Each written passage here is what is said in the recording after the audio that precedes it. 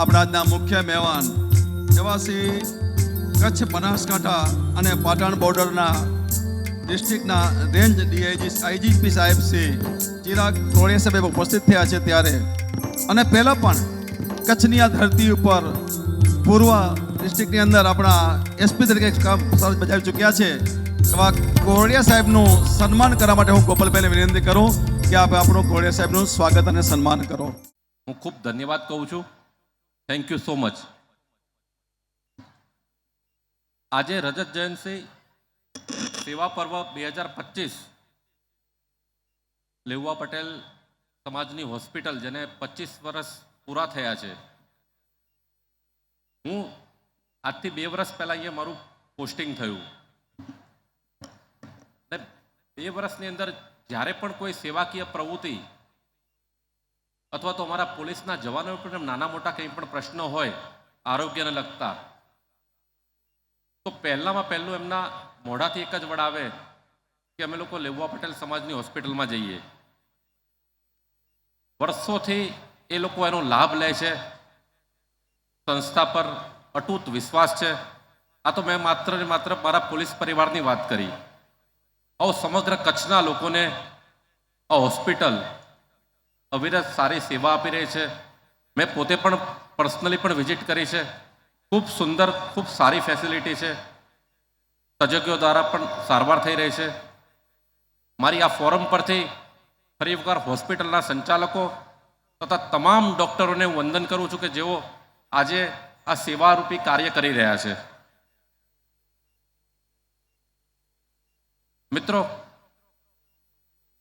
હું હમણાં આવ્યો ત્યારે મેં કહ્યું કે હું કયા મુદ્દા પર થોડી વાત કરું, પણ તમે બધા સ્કૂલના સ્ટુડન્ટો પણ બેઠા છે અને એમના વાલી મિત્રો પણ છે, તો હું એટલું કહેવા માંગીશ કે છે ને તમે લોકો મારી અત્યારે 2 જ મુદ્દા પર મારી અપેક્ષા છે કે એના વિશે થોડી વાત કરું. એક તો કે સારી વાંચનની આપણે ટેવ પાડીએ. બધા યુવા મિત્રો બેઠા છે તો હું એટલું કહેવા માંગીશ કે તમે લોકો 1 મહિનામાં માત્ર 1 પુસ્તક જે તમારા ટીચર તમને સિલેક્ટ કરીને આપે કે તમારા પેરેન્ટ્સ સિલેક્ટ કરીને આપે, તમે ફરજિયાત 1 મહિનામાં 1 પુસ્તક વાંચો. એ હું તમને વિનંતી કરવા માટે આવ્યો છું. હું આ એટલા માટે કહું છું કે જીવનમાં મારો પોતાનો અનુભવ છે અને ઘણા બધા લોકોને મારે મળવાનું થયું છે. તો જેટલા પણ સક્સેસફુલ લોકોને જ્યારે કંઈક ચર્ચા થઈ છે તો એમનામાં એક કોમન હેબિટ જાણવા મળી તો એ છે વાંચનની. વાંચનની ટેવ અભૂતપૂર્વ સફળતા અપાઈ શકે છે. કારણ કે એક પુસ્તકમાંથી આપણને ઘણું બધું જ્ઞાન પ્રાપ્ત થાય છે. ઘણા બધા જીવનના અનુભવોનો નિચોડ આપણને મળે છે. એવા આપણે જો સારા પુસ્તકોને વાંચવાની ટેવ પાડીશું તો ચોક્કસપણે આપણને આપણા ભવિષ્યમાં સફળતા મળશે. આજનો યુગ મોબાઈલનો યુગ છે એટલે વાંચનની હેબિટ ઘણા બધા લોકોને ઓછી થઈ ગઈ છે.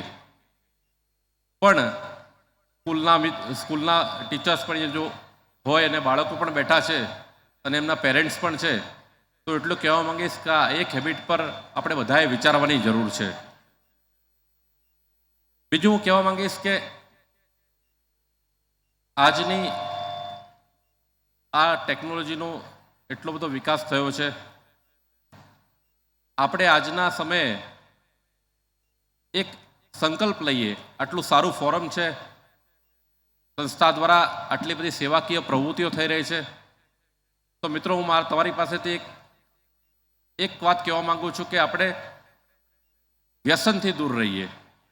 મારા મનમાં વિચારો તો તમને બધાને જોયા ત્યારે એક વિચાર આવ્યો કે આ એક મુદ્દા પર થોડી વાતચીત કરીશ.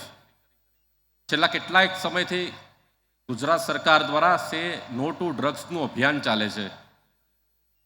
પોલીસ ડિપાર્ટમેન્ટ અવેરનેસના કાર્યક્રમો તથા આ દૂષણને રોકવા માટે એકદમ કટિબદ્ધ છે. થોડું તમે બધા બેઠા છો તો હું એટલો દાખલો આપીશ કે આ છેલ્લા 1 વર્ષમાં ખાલી માત્ર કચ્છની પોલીસ દ્વારા 250 જેટલા કેસ કરવામાં આવ્યા છે આ બદીને રોકવા માટે. પણ મારી તમને વિનંતી છે કે અમે તો કામ કરીએ છીએ, પણ એમાં આપનો પણ જો સહકાર મળશે તો આપણે વધારે ઉત્તમ કામ કરી શકીશું અને આ બધીને આપણે સમાજમાંથી અટકાવી શકીશું.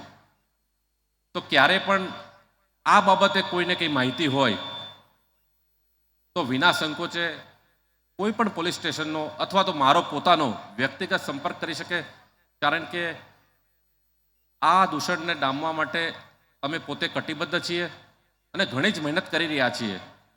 તો આમાં જો તમારો સહકાર મળે તો વધારે વધારે સારું કરીએ અને કચ્છમાં જો આ બધી હોય તો આપણે એને દૂર કરી શકીએ એવી મારી તમને બધાને વિનંતી છે.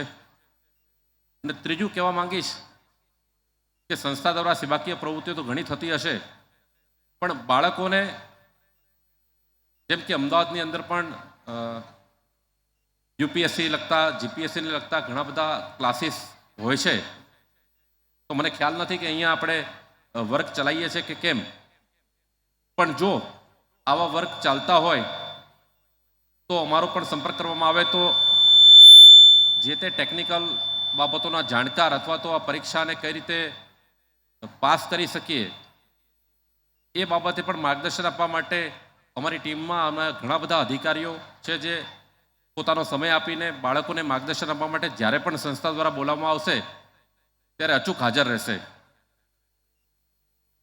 વધુ કંઈ નહીં કહેતા ફરીથી હું લેઉવા પટેલ સમાજને ખૂબ અભિનંદન આપું છું. હું આવ્યો ત્યારે ઘણા બધા દાતાઓના સન્માન થયા.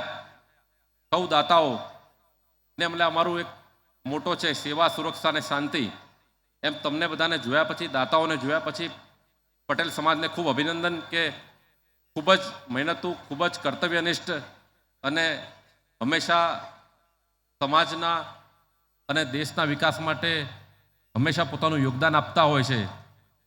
એવા અત્યારે હાજર રહેલા તમામ દાતાઓને હું ખૂબ ખૂબ શુભેચ્છા પાઠવું છું. જય હિન્દ, જય ભારત.